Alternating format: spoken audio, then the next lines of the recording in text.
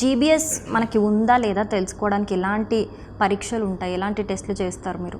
యూజువల్గా జీబీఎస్ అనేది clinical diagnosis, అంటే మనం పేషెంట్ని చూసి పేషెంట్ హిస్టరీ అండ్ ఎగ్జామినేషన్, అంటే పేషెంట్ని డీటెయిల్గా ఎగ్జామిన్ చేసిన తర్వాత జీబీఎస్ అని కన్ఫర్మ్ చేసుకోవచ్చు, క్లినికల్గా కన్ఫర్మ్ చేసుకోవచ్చు. కానీ దానికి సపోర్ట్ చేసేలాగా కొన్ని 2-3 రకాల ఇన్వెస్టిగేషన్స్ ఉంటాయి. ఒకటి ఏంటంటే నర్వ్ కండక్షన్ స్టడీస్ అని, నరాలకు సంబంధించిన పరీక్ష చేస్తారు. నరాలకు సంబంధించిన పరీక్ష చేసినప్పుడు నరాలు ఏమైనా దెబ్బతిన్నాయా లేదా అని చేతులకి, కాళ్ళకి, అలాగే మొహానికి చేస్తారు. సో ఇవి అఫెక్ట్ అయినట్టు నరాలకు సంబంధించిన పరీక్షలో తేలిందనుకోండి, అవి మనకు మనం అనుకున్న డయాగ్నోసిస్కి సపోర్ట్ లాగా పనిచేస్తాయి. అలాగే సిఎస్ఎఫ్ అని ఇంకో టెస్ట్ ఉంటుంది, అంటే వెన్నుముక్కలోంచి నీరు తీయడం. సో బికాస్ ఇది మామూలుగా మనకి జ్వరం వస్తేనో లేకపోతే ఇంకో బాడీలో ఏదైనా ప్రాబ్లం వస్తే మేము రక్తం పరీక్ష ఎలాగ చేస్తామో, ఈ నరాలకు సంబంధించిన పరీక్షలు ఏం చేస్తామంటే వెన్నులోంచి నీరు తీస్తాం. వెన్నుపూసలోంచి నీరు తీసి, ఎందుకంటే దానికి అదే సప్లై బేసిక్గా. సో దానిలో ఆ శాంపుల్ స్టడీ చేస్తారు. ఆ శాంపుల్లో మనకి ప్రోటీన్ ఎక్కువగా ఉండి నార్మల్ అంటే వేరే ఇన్ఫెక్షన్ లక్షణాలు కనబడకుండా ఉంటే అప్పుడు ఇది మన జీబీఎస్ డయాగ్నోసిస్కి సపోర్ట్గా పనిచేస్తుంది. అండ్ ఇంకొకటి బ్లడ్లో నుంచి కొన్ని యాంటీబాడీ టెస్ట్లు అని ఉంటాయి, అవి కూడా చేసుకోవచ్చు.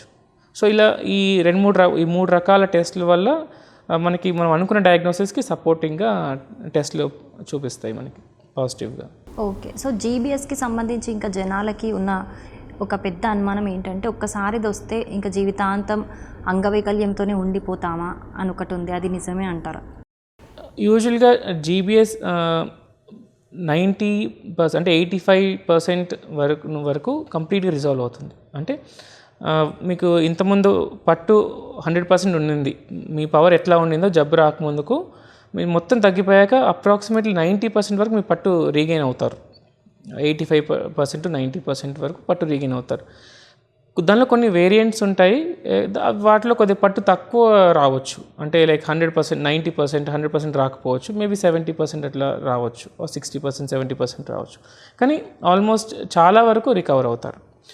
ఈ రెస్పిరేటరీ మజిల్ ఇన్వాల్వ్మెంట్ అయినప్పుడు ఆ స్టేజ్, ఆ 15 days కానీ ఆ 1 month స్టేజే బాగా critical and crucial.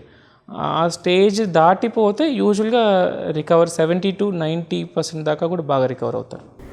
Okay. So ఇది మెయిన్గా ఇన్ఫెక్షన్ వల్ల ఎక్కువగా అవుతుందని చెప్పారు స్టార్టింగ్ మీరు. సో మరి దీనికి సంబంధించి ఏమైనా సీజన్స్ ఉన్నాయా, ఈ సీజన్లోనే ఎక్కువగా వస్తుంది అని చెప్పేసి? ఇన్ఫెక్షన్స్ యూజువల్గా ఏ సీజన్లో కామన్గా వస్తాయో, లైక్ ఫర్ ఎగ్జాంపుల్ ఇప్పుడు వర్షాకాలం అనుకోండి, వర్షాకాలంలో మనకి ఊరికే ఫుడ్ ఇన్ఫెక్షన్స్ వల్ల గ్యాస్ట్రోఎంట్రైటిస్ అని, లేకపోతే ఈ చలికాలం కానీ ఊరికే జలుబు, దగ్గు ఇవన్నీ రావడం కానీ. సో ఈ టైంలోనే న్యాచురల్గా ఇది కూడా ఎక్కువగా వచ్చే అవకాశాలు ఉంటాయి, బికాస్ ఇన్ఫెక్షన్స్ ఆ టైంలో ఎక్కువగా ఉంటాయి కాబట్టి.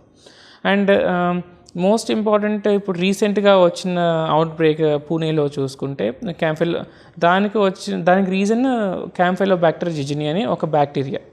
అది నార్మల్గా ఎందులో ఉంటుందంటే అగైన్ పౌల్ట్రీలో ఉంటుంది. బేసిక్గా పౌల్ట్రీ అంటే చికెన్లో, ఎగ్స్, వీటిలో.